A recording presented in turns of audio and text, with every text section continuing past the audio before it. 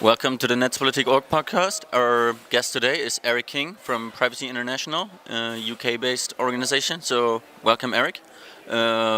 First question would be, who are you? What is Privacy International?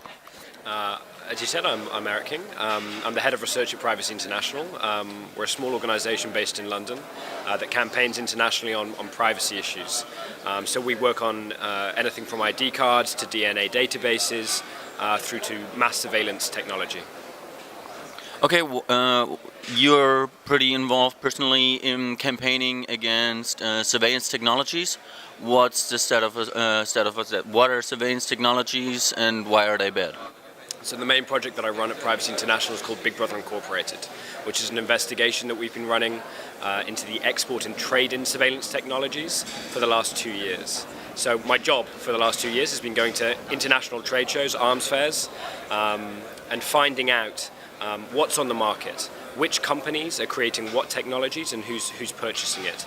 And we found a whole range of stuff which frankly we didn't know existed beforehand. So brochures that talk about countrywide interception intercept 100,000 phone calls simultaneously, store that for forever, and they talk about that very, very plainly. The way that they target that as well is very interesting. They talk about targeting political opposition. They have slightly smaller boxes which are perfect for installation in left-leaning universities. It's really quite remarkable how they end up selling this technology. So that's one side of it. You get more specific technology as well. Government Trojans, companies that are selling offensive IT intrusion equipment. And what happens when you send that to someone's computer is that it gives them full access to your device. So on a computer, they can record every single keystroke that you press. They can remotely turn on the microphone and your webcam and take photographs of you. When they send it to your phone, they can remotely activate the microphone on your mobile phone, really changing the idea that your mobile phone is a moving, walking bug that you charge every single night. And this is technology that we found that's been sold all over the world. There's been some fantastic work done by the Wall Street Journal, Bloomberg, and also other NGOs and university groups like Citizen Lab, who have put out a report showing that one British-German company called Gamma International have sold that kind of technology now to 35 countries around the world, including Ethiopia, Turkmenistan and Bahrain, where it's being used to target political opposition. Sounds like a big business. So what countries are producing these technologies and which countries are using it? Well, it's overwhelmingly a Western-dominated market at the moment. Britain and Germany are some of the biggest creators and producers. And it's a really interesting marketplace because this isn't traditional arms companies. These are small, privately owned companies, less than 100 employees. And they're really based in and around London and also Munich and Berlin as well. It's these companies that are actively going to trade shows all around the world. I've been to trade shows in Dubai, in Kuala Lumpur, in Doha, in Turkmenistan as well, where this equipment is being actively pushed and sold.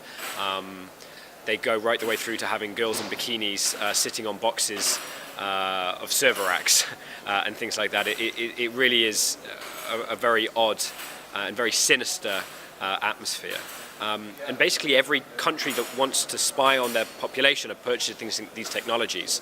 I mean, there isn't a country that has not made use of some of this technology. Another German company, Trovacor, sell mass monitoring sensors. So these are monitoring sensors that centralize interception of communication. So that's your text messages and your mobile phone calls and things like that. And they pull it into one central area. And they've deployed that technology in 60 countries around the world, including places like Yemen, in Bahrain as well, where they've also used it to target activists. There was an activist who just last year was unfortunately detained and mistreated while his text messages were read out to him. Those text messages were provided by the Trovacor SMS interception system. Sounds awful. So what can we do about it? Well, the main campaign at the moment that we're wanting to push on is getting export controls on surveillance technology. At the moment, weapons are regulated, but surveillance technology is not. But it's now plain that surveillance technology is used to repress and to target activists in a far more targeted and worrisome way in many cases. On aggregate, I think they are as dangerous as weapons. At the moment, there are very, very limited controls on surveillance technology. And what we need is effective, comprehensive controls internationally that mean that rather than relying on the ethics of a company who wants to make money, they have to ask the government before exporting the technology to another country. How do we get those export controls?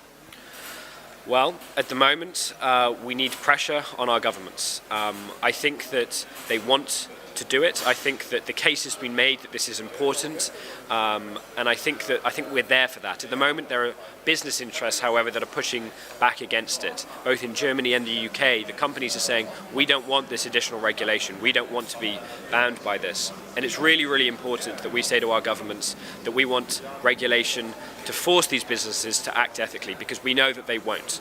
We know that all they're interested in is the money that they're going to be making on that. So pushing that point, speaking to your members of parliament is a really critical issue at this point.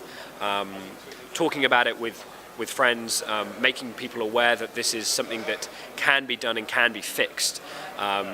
This is technology that many of us didn't know existed a few years ago, or thought it did, but didn't know what it looked like or quite how it worked. The materials that have been published online that are now freely accessible really spell out what this technology does.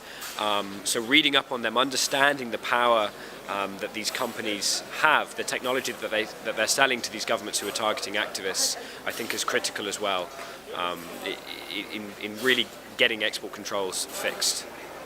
The concept of export controls is that they only work providing the tools to other countries, especially authoritarian regimes all over the world.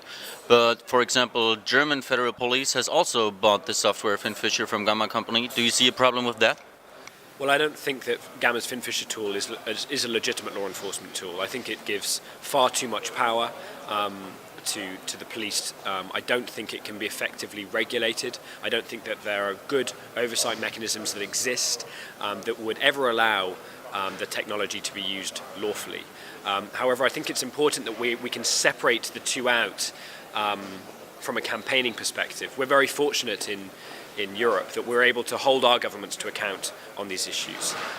Sometimes not as effectively as we might like. Sometimes we don't always get the results that we'd like, but there are routes that are there. We can go to our parliaments. We can speak to our police, and we can say we don't want this tool being used, and we can challenge its lawfulness if we think they're acting unlawfully.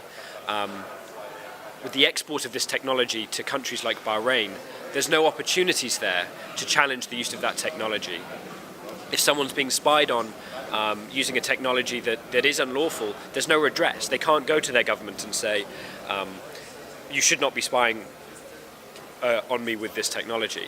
That's why it's important that we get export controls in place to try and help these activists that are being targeted from having the same protections that we're trying to create in Europe as well. What can activists do to support the cause of the specific policy field and PI in general? Well, at the moment, there's very little knowledge about this as an issue. It's over the last year, it's come up, and that's been wonderful. But we need more awareness. Critically, I think that's incredibly important. For those that are technical in nature, there's a huge amount of technical work that can be done.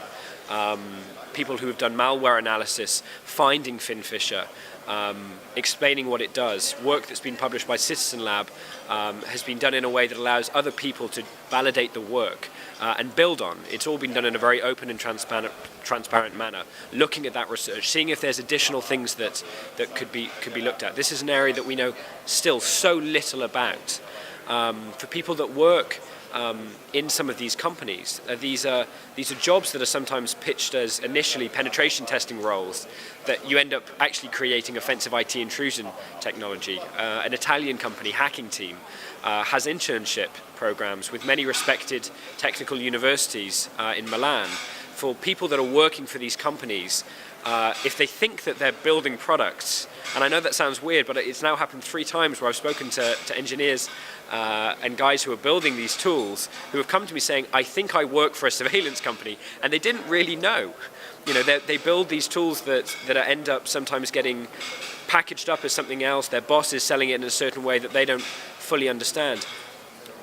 Make sure that the company that you're working for is protecting privacy rather than invading it. I think that is one of the most important things to understand. And it's if anyone has any information about these companies, this is a small community. If people have information about companies acting unethically, they should get in touch. Would love to hear about what's going on in confidence and to better understand the space. All right, thank you very much for the interview.